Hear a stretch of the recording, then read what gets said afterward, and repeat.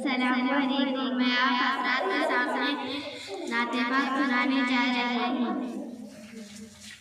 ऐ रसूले अमी खातमल मुरसलीन, तुझसा कोई नहीं, तुझसा कोई नहीं।